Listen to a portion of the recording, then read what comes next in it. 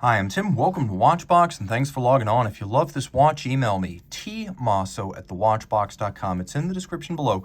Your purchase and pricing email question line for buying this or any watch you see on any Watchbox platform. Please reach out to me directly. Email tmosso@thewatchbox.com.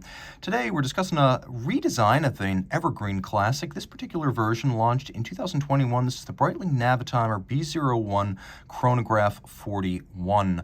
Very close in size to the original 1950s Navitimer. This 41mm stainless steel watch measures 13.7mm thick and from lug tip to lug tip 47mm with a 22mm spacing between the lugs.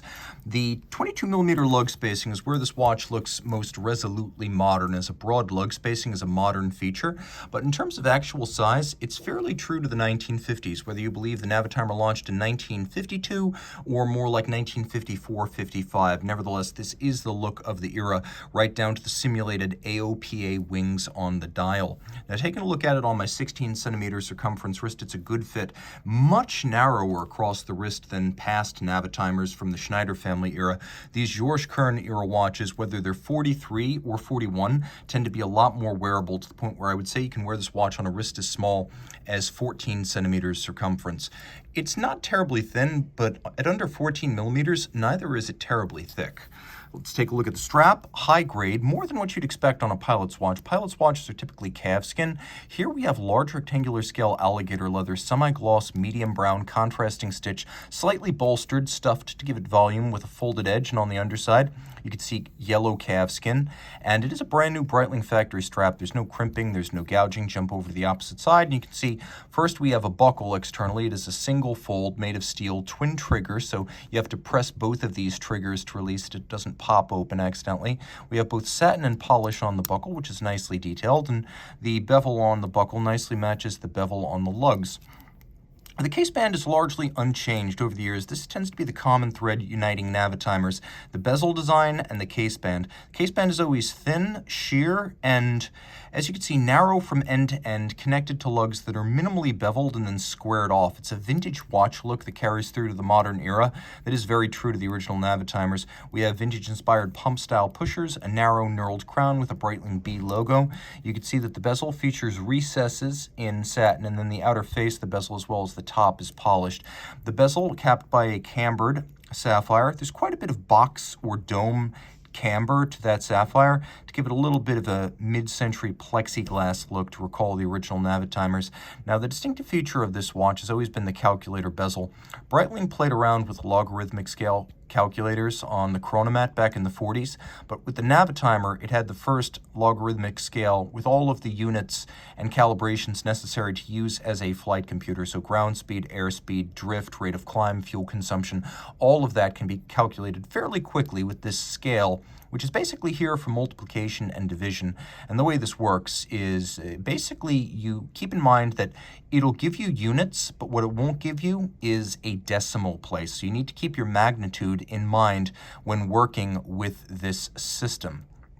So let's say I want to divide 40 by 5. I've got to remember that I'm not dividing 40 by 50 right here, but I put 40 over 5, so I'm dividing 40 by 5, so I should get 8.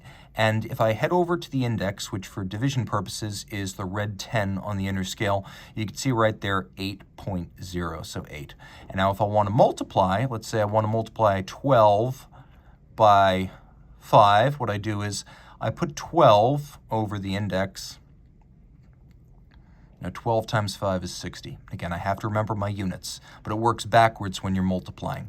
Okay, what else is going on? You can see that the outer bezel, the calculator scale, is a lighter satin white, whereas the center dial is more of a strict silver satin. We have a combination of red, black, and blue printing on this dial. We also have those AOPA wings, Aircraft Owners and Pilots Association. This isn't fully branded, but originally AOPA was associated with the distribution of the Navitimer in the United States, and depending on who you ask, it may have also been designed specifically for the AOPA with their input.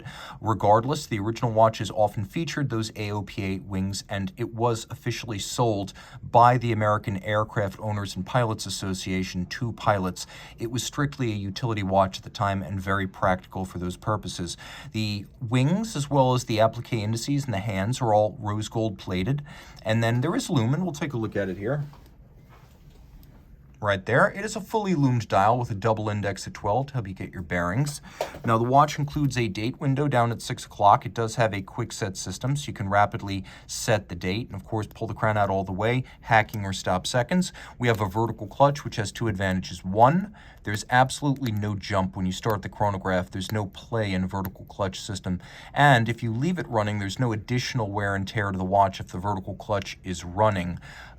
I should also mention that the watch features a column wheel, and you can actually see that to good advantage on the reverse side. The column wheel is a traditional way of making a chronograph, and Breitling has a long 100-plus year history in chronograph engineering. The column wheel feels crisp and it sounds great in action. The movement, caliber B01, is protected down to 30 meters here. It's an in-house movement that originally launched in 2009 on the Chronomat.